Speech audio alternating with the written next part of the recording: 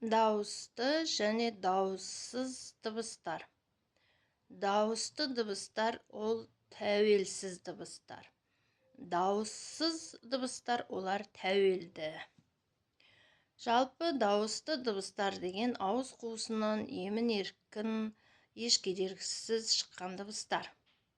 Ал дауыссыз дыбыстар деген олар белгілі бір ауыз қуысында кедергіге ұшырайды. Тіл, тіс,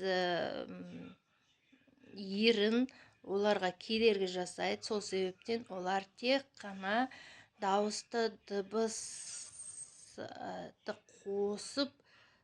қосу арқылы шыға алады. Мысалы, жаңағы орыс тілінде п деген әріпті айту үшін олар е немесе әрпін қосады. П дейді, немесе п дейді.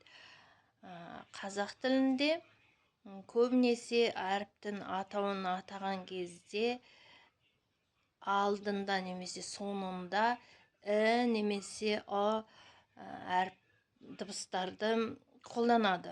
Мысалы, жаңағы п-ны атаған кезде әрпін қосады. П дейді, п.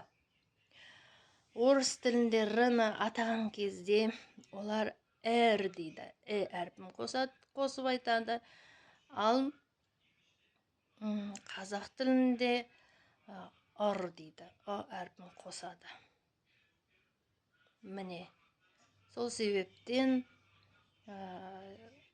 дауыссыз дыбыстар олар тәуелді дыбыстар деп айтуға болады.